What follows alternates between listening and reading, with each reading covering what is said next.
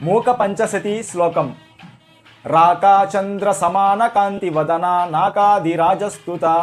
మూకానామపి కుర్వతి సురధునిర్నీకాస వాగ్వైభవం శ్రీకాంచీ నగరీ విహార రసికా శోకాపహంత్రీ సతాం